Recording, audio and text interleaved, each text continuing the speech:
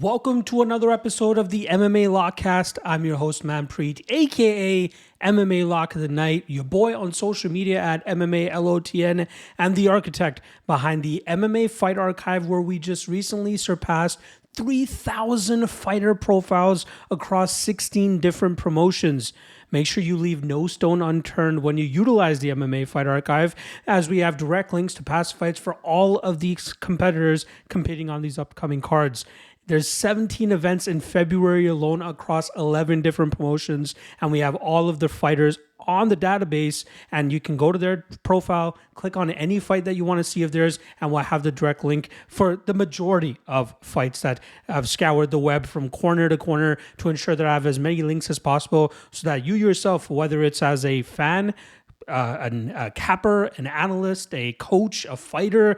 We have high-level commentators that utilize this service as well. We ensure that you guys have the ability to do as much research as you want on these upcoming fights. So make sure you guys check out the MMA Fight Archive. 7-day free trial available. Link for that is in the description below. All right. The UFC had an off week last week, but there was also a lot of MMA events in terms of the LFA, OKTAGON, and ACA. I hope you guys were able to tune into the LFA 175 breakdown that I had for you guys, where we went 11-2 on predictions, not to mention calling a plus 350 underdog, as well as the dog of the night coming through as well with Samuel Silva. We did very well on that card. And again, regional breakdowns is something that you can look forward to on a monthly basis. One a month I will drop for any of the regional promotions I cover. But if you're looking for me to cover them for the ones that are coming up every single event, you can get those breakdowns on my MMA Lock of the Night Patreon page. Link for that is in the description below, where I do breakdowns for Cage Warriors, LFA, ACA, KSW, and OKTAGON, which all have events upcoming in February. So check that out. All right, getting back on track here, we have UFC Vegas 85 coming up, where we got Nasruddin Imavov taking on Roman Dolidze in a middleweight bout. This is the first UFC event of 11 straight events that we got coming your way over the next 11 weeks. This takes us all the way to middle of April, which is capped off by the big UFC 300 card. So there is a ton of MMA coming your way, specifically from the UFC world. But this is not a bad offering for the UFC to kick off this stretch of fights that they have. Obviously, they got a high-level featherweight matchup in the co-main event. I believe it's featherweight or lightweight. Either way, Renato Moicano making his return ever since he got a bunch of popularity after his infamous speech after finishing Brad Riddell. Moicano want money. After that speech, he went viral, and then unfortunately he tore his ACL, I think it was put on the sidelines for the entirety of 2023, but now he finally makes his return against the ever so handsome Drew Dober. That should be a banger and potential fight of the night, but not to mention a bunch of other great fights on this UFC card. Let's quickly recap UFC 297 from a Lock of the Night and Dog of the Night perspective before we get any further. The Lock of the Night comes through. Movsar Evloev wore a little bit of damage from Arnold Allen, but still managed to go out there and win the first two rounds pretty decisively, and he was able to get his hand raising cash as a minus 190 Lock of the Night play. We had several other Lock of the Night plays cash over the regional promotions that I've been covering as well, with the exception of my KSW Lock of the Night, which did not come through. But that brings our Lock of the Night record for 2024 to 5-1 for an 83% hit rate. I would like to keep it above 80%, but last year I believe it was 74%. Let's try to get it and keep it up above 80%. Dog of the Night. I was mystified to see the amount of love coming in on Malcolm Gordon throughout UFC 297 fight week. I pulled the trigger on Jimmy Flick as a Dog of the Night at plus 115, and 24 hours later he jumps up to plus 150. 48 hours after that, he jumped up to plus 170, which is when I added more on him. And he comes through, pretty much how we drew it up. We knew he would get shit kicked on the feet, but if he was able to get the fight to the ground, Malcolm Gordon, although he's a BJJ black belt himself, had nothing for what Jimmy Flick was going to be able to put on him, and that's exactly what happened. So we cashed him as a Dog of the Night as well, cashed a couple on the regional scene, and that brings our Dog of the Night record for 2024 to 4-3 for a 57% hit rate. All right, reminder, the Locky two-step and Locky Trinity free parlay that normally drops on Friday for you guys drops on Monday, first and foremost on the Patreon for those folks. So if you guys want to check that out on the Patreon page. And then lastly, shout out to my guys over there at GodzillaWins.com. They cover pretty much every single sport. The NFL is in the thick of it. We got the Super Bowl coming up very shortly. NFL, NHL, NBA, all of those sports, they're covered on Godzilla Wins. And I'm the head guy over there for the MMA content. So if you're looking for written MMA content, Godzilla Wins, you guys can check it out. Wednesdays, we drop my main event breakdown in the written form. And then Thursdays, we do a 3 best Moneyline spots for that as well. So you guys can check that out on GodzillaWins.com. Shout out to those guys once again. All right. We got, I think it's 12 or 13 fights lined up for this UFC Vegas 85 card. And I don't want to take too much time talking about other shit. So let's get right into it. First fight of the night. Let me just get my shit in order here. First fight of the night. Heavyweights, where we got the UFC debut of Thomas Petersen coming in as a -170 favorite. He goes up against Pogues, who comes in at +145. Now, Thomas Petersen had a bit of a road bump or a speed bump on his way to the UFC when he was trying to win the heavyweight LFA title back in 2022. Unfortunately, he gassed after about 2.5 rounds, putting some decent work on Waldo Cortez Acosta, who was able to muster up a finish in the dying seconds of the third round there, and that eventually punched a ticket, I believe, to the Contender Series in place of Thomas Petersen, who a lot of people believed was eventually going to make it. And that's what Petersen was able to do. He picked up 2 more wins on the regional scene, got to the Contender Series this past year, and was able to pick up a second-round submission victory over Chandler Cole. That punches his ticket to the big show, which is where I really think he belongs as a 28-year-old 8-1 fighter. This guy is a wrestle heavy fighter with great pressure, great forward movement, and although his technical striking still needs a little bit of work, he does great work in terms of utilizing forward pressure and just blitz attacks to keep his opponent on his back foot until he's able to wrap them up, push them up against the cage, or drag them to the ground, where he does nothing but solid work from that top position, more often than not looking for a TKO to get his opponents out of there. His win over Chandler Cole was the first submission victory on his 8-fight record that he had, or 8 wins that he had, but this is a guy that's very dangerous from that top position when he's able to establish it. His opponent this weekend, Jamal Pogues, is looking to bounce back from a loss to Mick Parkin back in July in a fight where Parkin tripled him up in significant strikes that night. Jamal Pogues is the fighter that has shown to be able to go out there and outpoint his opponents on the feet with his striking, or go out there and use a takedown heavy approach to try to grind his opponents out in that facet. But I gotta say, over his last 2 fights, he's looked not too great. Even though he won the second last fight against Josh Parisian, he was my lock of the night play that night, and I remember biting my nails the entire time because he had a huge issue in terms of trying to control Parisian on the ground. Once Parisian was able to work his way back to his feet, he started really putting the shit kicking on Jamal Pogues, and Pogues was struggling to, stay in the fight in terms of in the striking realm, but luckily he was always able to land a takedown to get back into a safe zone, get some control time, and make it look good optically for the judges so that he was able to get his hand raised by decision. He just couldn't get it going against Mick Parkin, and I wonder if he's starting to hit some sort of decline, which is going to be pretty weird considering he's only 28 years old. He has a good amount of experience, and in this matchup against Thomas Petersen, he'll have the experience advantage bar none. Funnily enough, Thomas Petersen's second fight, professional fight, was headlined by Jamal Pogues as he took on Alex Polizzi that night, and Polizzi was able to finish Jamal Pogues that night as well. I lean ever so slightly with the Thomas Petersen side, although -170 is a little bit wide considering the experience disadvantage he's going to be at in this fight. But I think his ability to take command and take control of a fight is going to be the difference maker. I think Pogues will struggle to get off on his striking, and I think Pogues will struggle to implement any type of grappa heavy approach. This should put Petersen in the driver's seat. This would allow him to either push this fight up against the cage, drag this fight to the ground, or at least put output on Pogues, grinding this fight out. The over 1.5 last time I checked, it was sitting at -220. Big number here for a heavyweight, especially on the overs, but knowing how these guys fight, they normally go over that 1.5 round mark. Obviously, Petersen a little bit more prone to getting finishes, but it's Pogues who has been to 4 straight decisions, and given the way that these guys clash and they face off with one another, I expect this fight to go over that 1.5 round mark. I actually expect it to go to a decision.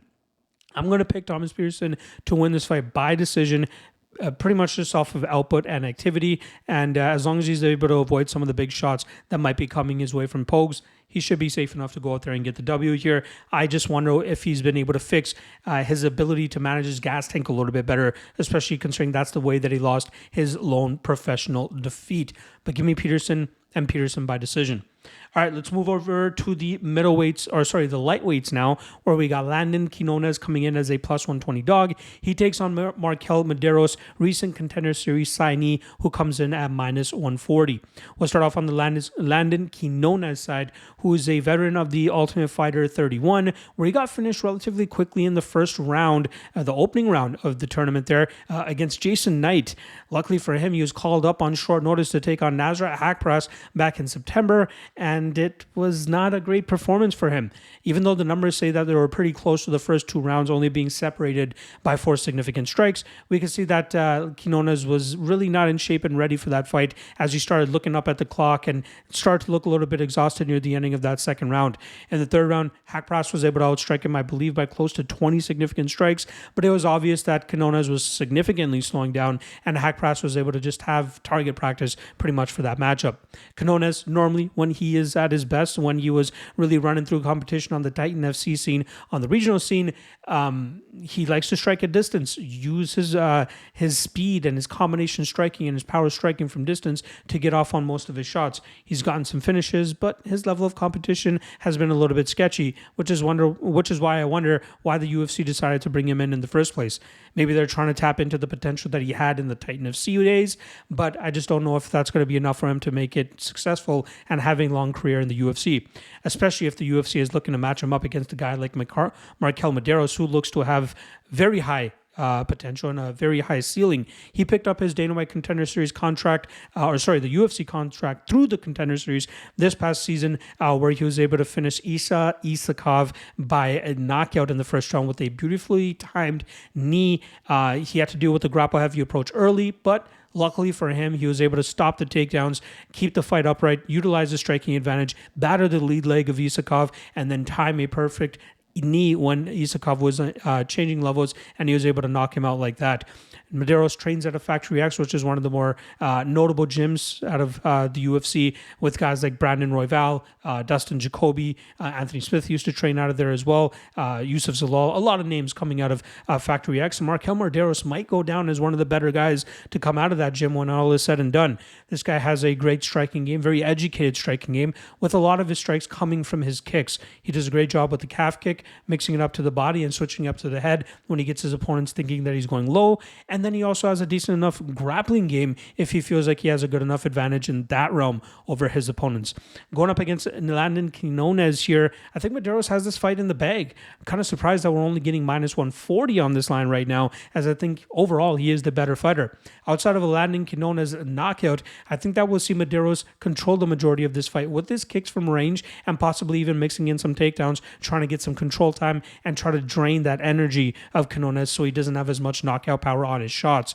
Give me Mederos here to outpoint, outstrike, and win a decision over Landon Quinones. Like I said, Markel Mederos by decision, minus 140. I'd kind of be surprised if that's the number come fight night. Moving on to the next fight, we got a women's flyweight bout between plus 100 Luana Karolina. She takes on the Lithuanian Ronda Rousey, as I like to call her, Yulia Stoliarenko, who comes in at minus 120. We'll start off on the Karolina side, who was able to stop a 2-fight losing streak last time by picking up a upset victory as a plus 180 underdog over Ivana Petrovic. That was a fight where she utilized pretty much her entire game. Takedown defense, takedowns, her volume striking style, good work in the clinch, very much improved from what we saw from her way back in the day. This is going to be her 8th UFC fight. If you told me when she made her UFC debut that this woman would at least fight 8 times in the UFC, I would call you crazy. She did not look that good. She had a very low amount of experience, but she's really starting to tie it together. Her takedown defense is slowly improving. Her significant strikes, her combinations, her volume striking approach is improving, and that's really been the reason she's been able to get a lot of the wins that she has to this point. The fact that she has a victory over Lupito Godinez, although it should have an asterisk beside it, considering Godinez took that fight on a week's notice after she had won a fight the previous weekend. But still, very surprising that she has a win over a fighter like Godinez. especially considering what Godinez has been up to nowadays. Stoliarenko coming off an upset victory over Molly McCann, who fights later on this card. She pulled off that upset as a plus 190 underdog. She was able to pretty much just bite down on her mouthpiece, push the pressure, push the pace, eventually get the takedown, and then secure an armbar victory. That's 10 armbar victories that she has on her record out of 11 victories. That other 11th victory, or one of those victories, came by decision. So all of her finishes by armbar. She's so good in terms of implementing judo and takedowns and then latching onto the arm of her opponent that nobody really knows how to get out of it if they're unable to, keep the fight standing. And I think that's the trouble that Karolina is going to run into in this fight. I think at a certain point, we're going to see this fight end up on the ground. And from there, Stoliarenko should be able to snatch up a submission. The intriguing part about this fight is the fact that Stoliarenko, this is going to be her second fight at flyweight. She'll have an inch height advantage, which probably ends up being a wash here. But I think it's really her strength and power that she brings to the table at this flyweight division, which will make her so successful against competition at the level of Luana Karolina. So I was hoping that the public, and it might still happen during fight week, that people start to pile on to Karolina, remembering how bad Stoliarenko could actually be. But I think just her persistence and expertise in the armbar realm is going to be too much for Karolina to deal with here. So Karolina can go out there and drill armbar defense as much as she wants. I think once Stoliarenko snatches it up, it's just a matter of time before she ends up getting the tap. So I like Stoliarenko here. I wish she was the underdog because, I don't really like to invest too much into a fighter that only has that one path to victory. But the under 2.5 is actually plus 120, which is not that bad. Possibly covers a Karolina finish, which is highly unlikely. But I still think that's going to be Stoliarenko who ends up adding the 11th submission armbar victory to her record over Luana Karolina. All right, moving on to the next fight here. We got a featherweight bout between Ji-Young Lee going up against Blake Bilder. We got 145 coming in, minus 145 coming in on the favorite Lee and plus 125 on the dog Blake Bilder. We'll start off on the Lee side, who picked up his UFC contract after winning the Road to UFC tournament back in February of 2023, where he was able to pick up I think it was a split, might have been a unanimous. Regardless, it was a decision victory over Yi Jia. That night, he dealt with a lot of takedown attempts on the behalf of Yi Jia, who is normally a very relentless grappler and likes to get his opponents to the ground and do solid work from on top. But we saw some decent takedown defense and even better get-ups from Lee so that he could get back to the striking room where he had a clear advantage in that matchup. Again, it was a very close fight, and I was told from people that Lee had gone into that fight with an injury, a bad knee injury, and he managed to still get his hand raised even through that injury. And he knew he couldn't pass up on the opportunity of fighting on the finale, hence why he fought with that injury. And hence why he has been out for the rest of 2023, and it's been a full year since he had competed once he stepped inside the cage this weekend. He's fully healed up, fully ready to go, and I know that he has been training his wrestling very diligently and even brought in the likes of Cody Steele, as you guys can see on his Instagram page. Cody Steele, high-level BJJ black belt, good wrestler from the Fury FC scene. Training with him, which will definitely improve the takedown defense and the overall grappling game of Lee, who's already not that bad, but if he's able to keep fights in the upright position, normally he'll have a striking advantage over his opponents. He's standing at 5'10" at 73 inches of reach. That's a pretty big and lanky featherweight that could come in handy against some of these smaller guys. His opponent this weekend is thus a smaller guy, a 2-inch height disadvantage and a 5-inch reach disadvantage is what Blake Bilder will be at when he steps inside the cage. He's looking to come back from a decision loss to Kyle Nelson from back in June, where Nelson was able to outstrike him, stop all of his takedown attempts, and batter him on the feet in the clinch and in open space to win that fight by decision. Bilder is a guy that I've had a very hot and cold relationship with. I picked him as a plus 180 underdog on the Contender Series to get that victory over Alex Morgan. He came through for me. I bet against him with Shane Young, and he went out there and showcased solid footwork and movement and good striking output, and he was able to get the win there. And then I bet on him against Kyle Nelson, and he went out there and pretty much put on a full-out dud.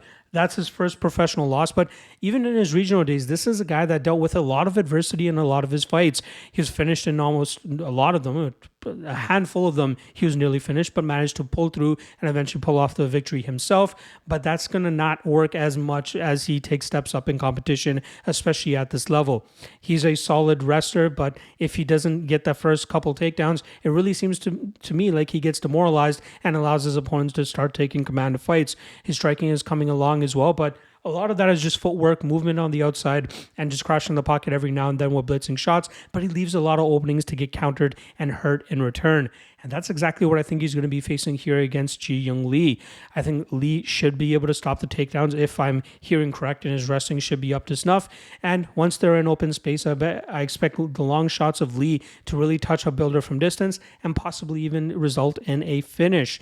I think Lee has a ton of potential, and at 28 years old and apparently fully healthy now, this guy has a rocket pretty much strapped to his back, and I think this fight will really put him on the map for a lot of people.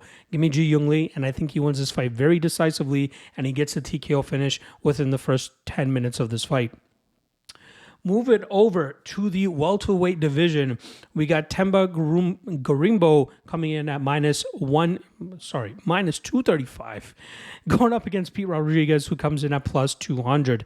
Now, Themba Gorimbo has a lot of spotlight and a lot of love on him as of late due to his relationship with Dwayne Johnson, The Rock. So apparently after Themba Gorimbo won his last fight against Takashi Sato, which was his first UFC victory, he talked about the fact that he only had $7 in his bank account. Apparently that struck a string, or tugged on the strings of Dwayne Johnson, who is famous for having his production company named $7 Production, I believe it is. But also his own story when he was down and out and was looking for a way through life. He only had $7 in his bank account as well. Thus, after Gorimbo won, The Rock reached out to him, bought him a house because Themba was talking about how he was sleeping on the mats over there at MMA Masters. The Rock buys him a house, and now he has a lot of pressure on his shoulders, right? Like, he has a lot of eyeballs on him now because of this love from The Rock. And I think it's ill-advised love from The Rock, if I'm being honest, because Gorimbo, talented, but 33 years old. I think his best days were when he was fighting for the UFC, and I just don't know how much further he's going to be able to take it in the UFC. But in his last fight against Takashi Sato, he showed what kind of fighter he is. This guy goes out there, uses his range to throw reckless shots, all to close the distance so that he can get the fight to the ground and smother his opponents from that top position. He has decent jiu-jitsu, but it's really his control and gangly strength that allows him to keep opponents on the ground, and he's able to just move from position to position, landing good enough shots so that the referee isn't forced to stand up fights due to a stalemate. His opponent this weekend, Pete Rodriguez, is making his third walk to the cage now after having a short notice matchup against Jack Della Maddalena in a fight that he got quickly finished in. And then he picked up his first UFC win with a easy layup victory over Mike the Truth Jackson. Pete Rodriguez is a power puncher, a guy that likes to come forward and utilize big, bombing shots pretty much. He likes to strike clearly, but the level of competition that he defeated on the regional scene, very, very low level, like very low level. I'm surprised that the UFC even gave him a shot when they did. This 27-year-old has aligned himself with the MMA lab, though, ever since joining the UFC, in hopes of trying to round out his game so that he can bring that power punching style to the UFC as more of a effective style rather than just trying to knock somebody out, gassing, and then getting finished himself. I think it's going to take him a couple fights to get used to that new style, and I think he'll still revert to wanting to go out there and knocking Gorimbo's head into the fifth row. And for that reason, I think he still is going to be up against it here against Gorimbo. I feel Gorimbo should be able to implement his grappling game. He should be able to get the dominant positions that he needs. But given how reckless he is on the feet, I wouldn't count it out at all that Pete Rodriguez could land a bomb in return to put Gorimbo out clean, even before Gorimbo's able to get a hold of him or take him to the ground. That's why at minus 235, I scream pass here. Like maybe a Pete Rodriguez by knockout prop, Pete Rodriguez round 1 KO prop, possibly is worth a little bit of a sprinkle here, but I just don't have enough trust in a guy like Rodriguez, who is still very green, very power reliant, and still a piece of clay just waiting to be molded by the guys over there at the MMA lab. So he's been there for a little while now. Obviously, he was supposed to fight back, I believe, in September or even May it was, against Natan Levy. Botches his weight cut down to 155 pounds. Now he's back up at 170 pounds. who knows with this guy, but let's see if he even makes the walk this weekend. Regardless, I'm going to go with Gorimbo as my prediction. I think he wins inside the distance. Fight doesn't go to decision, will probably be chalky as hell, but I don't expect this fight to even reach the third round. But yeah, fight doesn't go to decision would be my favorite prediction here, but I'm going to go with Gorimbo to grind this fight out until he's able to muster up a finish near the ending of that second round. All right. Moving over to the flyweights now, we got Azat Maksum coming in at -200, and the Kazakhstani fighter goes up against the +175 underdog Charles Johnson. Now we'll start off on the Maksum side, who had a successful debut against Tyson Nam. Unfortunately, it came with some adversity. Tyson Nam had some success with his striking, and he was able to keep the fight upright as much as Maksum was looking to get the fight to the ground. But even when Maksum was able to get the fight to the ground, he didn't have a whole lot of damage from that top position. Luckily, he was still throwing enough output and offense that the judges still scored it in his favor, but it wasn't the greatest look for a 16-0 undefeated fighter making his UFC debut. Now 17-0, and with the UFC canvas under his feet, I think we'll see an even better version of him this weekend, maybe utilizing his striking a little bit more to eventually set up the takedowns. His striking, luckily, is still good enough. Even if his takedowns don't work, he throws enough output, he throws with enough activity, and he does a good job in terms of establishing his range and just working from distance until he can crash that pocket and get fights to the ground. His opponent this weekend, Charles Johnson, is on a 3-fight losing streak and continues to take tough fight after tough fight, even if it means that it could possibly be the ending of his UFC career. This guy is a guy that from the regional scene would use output, movement, and some good clinch work to really touch up his opponents and batter them from range. But since joining the UFC, he's had issues with his output, beating guys like Zalgas Sumagulov in a very close fight, and even Jimmy Flick finishing him. Those are decent wins, but a lot of his fights are just slipping through his fingers because he's not throwing enough. You'd expect him to have figured that out after his Ode Osborne fight, after the Cody Durden fight, and hopefully even after this Rafael Estevam fight that he had last time around. But it's just these guys eking out these decisions because they're able to control him up against the cage, even if they're not able to land takedowns. And then on the feet, they're still landing more than Charles Johnson when Johnson is just kind of waiting and biding his time. I'm curious to see if we'll see him up against the wall here and really looking to let it go so that he can save his UFC roster spot. But I just don't really believe that, considering the type of fighter that he's going up against here with Maksum. I think Maksum, when he fought Tyson Nam, was kind of afraid of the power that was coming his way, and that's what made it harder for him to try to get in on those takedowns. Whereas with Charles Johnson, who's more of a volume style striker, not a real big power puncher, that could allow Maksum to just get in on the inside, get some cage pushing time, some dirty boxing up against the cage, and eventually some takedowns to get that control time as well. But I like Maksum here. I think we'll see a better version of him this weekend than we did in his UFC debut, and I think -200 will be a long gone possibility in his future fights, especially considering that he'll be 18-0 after this weekend. Give me Azat Maksum by decision. There you guys go. All right, moving over to the women's strawweight division. We got Molly McCann coming in as a chalky -305 favorite. She's going up against Diana Belbita, who comes in at +255. Now, last time around, Molly McCann suffered her second straight defeat, and it came at the hands of Yulia Stoliarenko. That's 2 straight fights now where we've seen McCann get submitted. Obviously, the fight before that was against Erin Blanchfield, a foregone conclusion that she was going to lose that fight. But her inability to stop the takedown against Stoliarenko and get out of those submission opportunities for Stoliarenko caused McCann that defeat. Now, McCann, normally at her best, can utilize a grapple-heavy approach if she feels she has an advantage there, but also doesn't mind utilizing some of the power that she has in her hands, just as she showcased against Luana Carolina and Hannah Goldie. She likes to push the pressure, stay in her opponent's face, and be the one on the front foot, but she has to be careful in terms of the types of opponents she's facing and what kind of threats they present to her. Her opponent this weekend, Diana Belbita, has been exchanging wins and losses ever since making her UFC debut, and most recently is coming up short against veteran Karolina Kovacevic in a fight where she got completely outstruck. She was unable to get off on her own strikes, and Karolina was able to mix in some takedowns as well as some good combination striking of her own, and Belbita seemed frustrated from jump in that fight, and she ended up finding herself on the back foot and losing that decision. I think that Belbita, she's a decent striker, but I think that she'll come up short against fighters that can put it together way better than her. And unfortunately for her, she's fighting that this weekend against Molly McCann. Molly McCann will likely keep her forward movement here, but it'll ultimately be her takedowns and her ability to grind out Belbita on the mat, which will allow her to get the win here. But even though I didn't bet Molly McCann last time around, I know better than to try to trust her as a minus 300 favorite in any spot, period. She seems to have Belbita beat in pretty much every spot in this fight, but I think the most important thing is for her to go out there and try to secure takedowns and do damage from on top as she has been known to do before.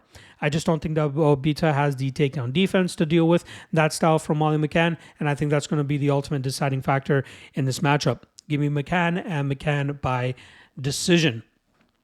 All right, moving over to the welterweights now. We got Gilbert Urbina coming in at minus 200, going up against Charles Radtke, who comes in at plus 175.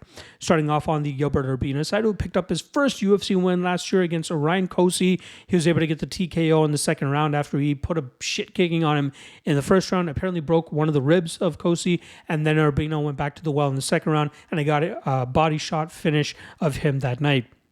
Urbina is a long, lanky welterweight standing at 6'3" with a 75-inch reach. He utilizes great kicks down the middle with that push kick, as well as his straight shots down the pipe from range. But he does a great job in terms of getting his opponents to the ground and doing big damage from that top position as well. His jiu-jitsu is pretty, very much above average, and he's a very good fighter, but it's more so him staying active. Obviously, he had that fight against Brian Battle, I believe back in 2020 or 2021, but was put on the shelf due to injuries, and his inability to stay healthy has hindered his ability to stay active inside the cage. Now, if he's able to keep that activity level high, that would definitely benefit him in terms of having that cage time under his belt and against the types of opponents he'll be coming up against.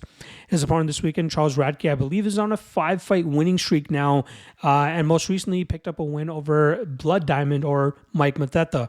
That was a fight where he utilized his grapple-heavy approach to control Blood Diamond for upwards of 10 minutes that night, but I was very surprised in the fact that he was unable to get the kickboxer out of there. Radtke is, I believe, a BJJ black belt, but a guy that likes to really put the pressure and hurt on his opponents when he's able to get them to the mat. His previous 2 wins before that fight were finishes. This is a guy that is a finisher, so it's very surprising that he couldn't get a kickboxer out of there the way that he was able to. Radtke, solid fighter, good wrestler, good power in his shots as well. I think he's a live underdog in the spot, but I think it's going to be the range management and ultimately the top game of Urbina that's going to allow Urbina to grind this fight out and eventually get a finish later on in this matchup. I have questions about Radtke's gas tank. I have questions about Radtke being a nail, which is what I think he's going to end up being in this matchup, but he's a live underdog, which is why I'm not super confident on the Urbina side, even with him coming in as a minus 200 favorite. So I'm going to go with Urbina here. Fight doesn't go to decision, a possibility for this fight as well, especially considering how these two styles clash, but I'm going to go with Urbina to pick up the victory inside the distance. All right, moving on to the middleweights. Next up, we got Aliaskhab Khizriev coming in at minus 180. He's going up against Mahmoud Muradov, who comes in at plus 155.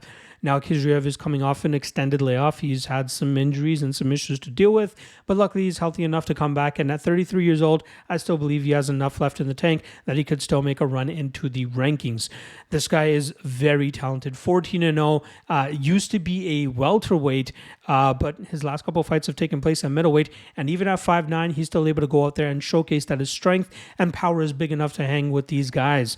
He has a very solid wrestling game, which is where he looks to take his opponents to the ground and smash them from that top position, but he has a good enough striking game as well that he can throw the jab, throw a combination, or at least get some power punches off to get some respect for his opponent so he can get them backing up and eventually change levels to get the takedown. This guy's very talented in my opinion. It's just the fact that he's been unable to stay healthy and active enough, similar to Gilbert Urbina like I talked about earlier, and that's kind of what's kept him from making that run into the rankings and eventually title contention. Hopefully he can stay active enough because I think this guy's capable of making that run, but he has a tough test this weekend as we have Mahmoud Muradov on the other side of the cage. Now, Muradov stopped a 2-fight losing streak last time around as he was able to pick up a win over Brian Barberena. He utilized his striking approach as always, but also mixed in some takedowns and utilized the size advantage he had in that fight to outdo and outwork Barberena.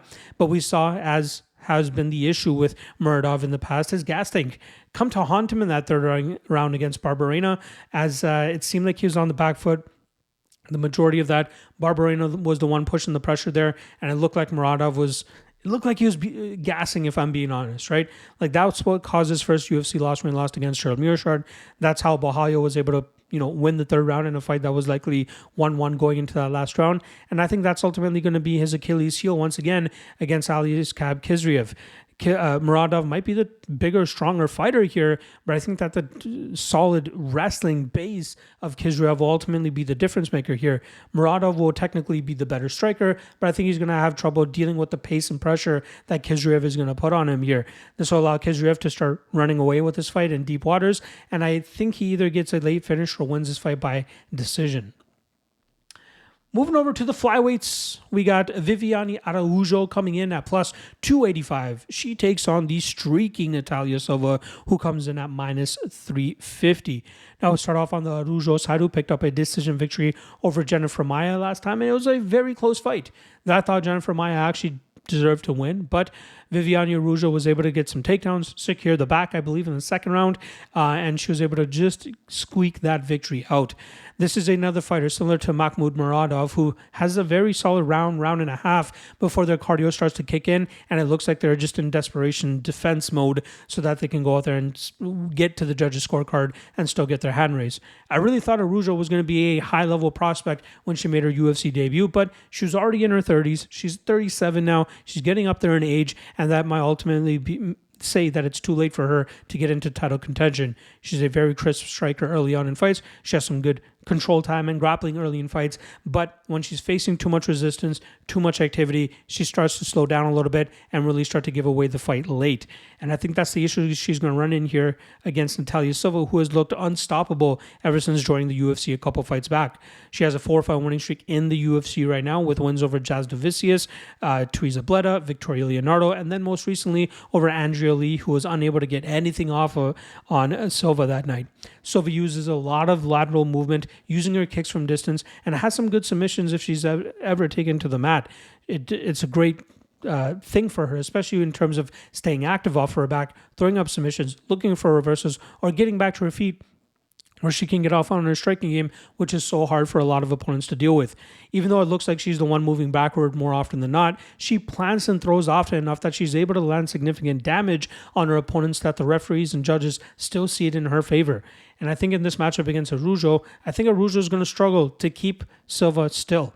I think she might be able to land a takedown in the first, but I think the amount of submissions and work we'll see from Silva off of her back will cause Araujo some issues here, which could potentially open up a submission opportunity for Silva, which is absolutely on the table here. But I think it's ultimately going to be the decision fighting style of Silva, her output and volume heavy style, which will allow her to go out there and get the decision victory, in my opinion, pretty easily.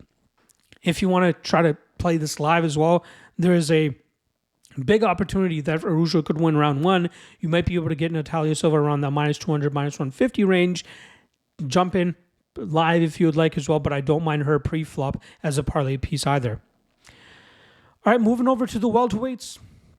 We got Randy Rude Boy Brown coming in at minus 230. He's going up against Muslim Salikhov, who comes in at plus 195. Now, this fight was scheduled, I believe, for UFC 286 back in December. I believe it was Salikhov that fell ill, and that fight ended up being canceled, but the UFC decided to put it back together. Now, starting off on the Randy Brown side, he's looking to build off of a victory that he had over Wellington Turman, where he utilized his usual long-distance striking style to pick his opponent apart and win that fight on the scorecards. This is a guy that has matured a lot since joining the UFC from several years ago, and it's really his distance striking style that has made him so effective. He does a great job in terms of utilizing his knees and elbows when he does get in on the inside with his clinch, but he's so long in range. He's 78-inch reach at welterweight is almost unheard of, and he utilizes it very well. He has great shots down the pipe, great kicks up the middle, and that usually frustrates opponents and keeps them at bay. If he's able to continue to keep his chin tucked and be very sound defensively, he's going to be very hard for a lot of opponents to deal with. His opponent this weekend, Muslim Salikhov, is 39 years old and coming off of a decision loss to Nicholas Dalby. That was after he was able to knock out Andre Fialho the fight before that, but it's starting to show to me that Salikhov is slowly starting to slow down. The king of Kung Fu does a great job in terms of utilizing his spinning techniques to hurt his opponents from range. He has some decent power in his shots, but I think the fact that he's going to be at a significant speed disadvantage in this matchup, especially age disadvantage in this matchup, will force him to just throw something at the wall and hope that it sticks.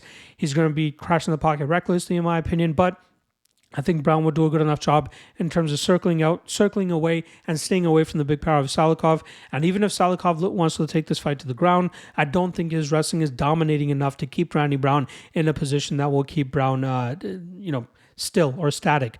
I think Brown will do a good enough job in terms of stuffing the takedowns, pivoting off the cage so he stays away from takedown attempts, or even if he is taken to the ground, I think he has done a great job in terms of being urgent enough off of his back to get back to his feet so that he can get back to his handiwork. I think we'll see Brown win this fight pretty decisively, and I think it comes in the form of him outpointing, outworking, and outstriking Salikhov on the feet en route to a decision victory. Moving on to the next fight here, we got Renato Moicano going up against Drew Dober in a lightweight matchup. Moicano coming in off of a long layoff as a minus 145 favorite. As I touched upon at the beginning of the show, he went viral after his victory over Brad Riddell with the unfiltered post-fight interview he had with Joe Rogan. First, he lost his shit that he was talking to Joe Rogan to begin with, and then he went into the fact that he just loves fighting, loves money, and he wants to get paid more. Filled that in with a bunch of expletives, and that's how we ended up going viral. Unfortunately for him, he was scheduled to fight Arman Tsarukyan at the beginning of 2023, and he suffered a very bad knee injury, which forced him to sit on the shelf for that long. Now he's fully healthy, fully ready, and trying to make one last run into the lightweight title contention at 34 years old. We know he is a tremendous BJJ black belt, and he does a great job in terms of slapping on chokes and choking his opponents out. But he also has a very educated striking game when he's able to get comfortable there, throwing his long shots down the pipe, his kicks up the middle. He's very long and rangy, 5'11", 72-inch reach, very difficult to deal with. His durability has kind of been an issue in the past, so if he's able to shore that up a little bit more, he'll definitely be more dangerous. But he definitely does his best work when he's able to drag his opponents to the mat, jump on their back, and then from there eventually work to get that rear naked choke. His opponent this weekend will definitely be looking to take his head off, as Drew Dober is coming off of a dominant knockout victory over Ricky Glenn last time. Previously to that, he had his winning streak snapped by Matt Frevola as a giant favorite, as Frevola was able to land the big shot on him and knock him out. Drew Dober is another fighter that has been tremendously improving his skill set ever since joining the UFC, since 2014. He's 35 years old now, but he's gotten way better at his striking, showcasing his power, and more often than not going out there and winning his fights by knockout. He has a very good cardio game, so he can go deep into fights if he needs to, but I think he's going to be at a complete skill disadvantage in this fight against Moicano. Moicano should be able to drag this fight to the ground, and I think he will be able to eventually snatch that back of Dober, and I think he'll be able to sink in a rear naked choke. Dober will be fighting hard for himself in this first round, so don't expect Renato to get this fight done so easily, which is why even at minus 145, I'm a little bit hesitant, especially after the long layoff and knee surgery that Moicano is returning from. Again, at 34 years old, you have to wonder how much it has impacted him and affected him, but fight doesn't go to decision, more than likely is going to be the play here. As chalky as it is, that seems to be how this fight will go down. But I think it's going to be Moicano who ends up sinking in the choke and getting that rear naked choke victory. All right, that brings us to our main event, which takes place in the middleweight division, where we got Roman Dolidze coming in at plus 140, going up against Nasruddin Imavov, who comes in at minus 160.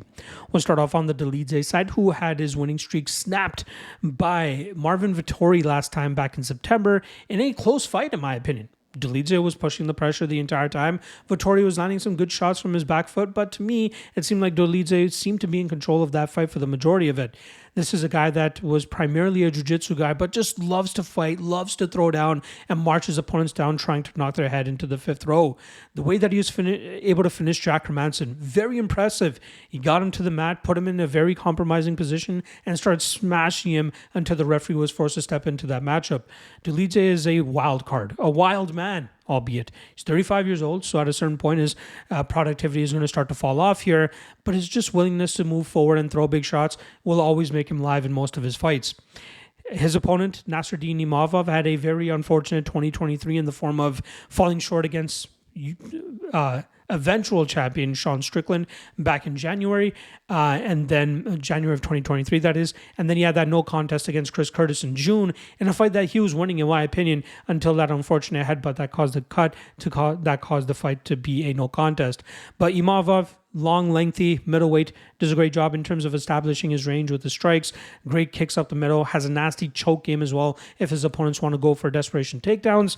But he's very clean and smooth from that distance that allows him to be so effective, right? Like his punches down the pipe, his kicks, his elbows whenever opponents try to cross the pocket too recklessly. The guy's impressive. He's very fun to watch and very entertaining. My question in regards to this matchup, though, is how he's going to deal with the consistent forward pressure of Dolidze. As we saw in the Vettori fight, judges will see the fighter landing the more significant and impactful shots, even if the other fighter is the one moving forward. So Imavov could definitely be sniping him, like his nickname states, while Dolidze is the one crashing the pocket and just trying to, take control of the fight in that aspect.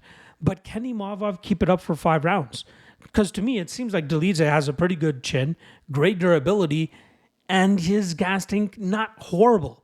So it all depends on if Imavov can stay within himself, pick his shots, make it look like he's landing enough shots from distance, maybe even get some cuts on Dolidze so it looks more convincing to the judges.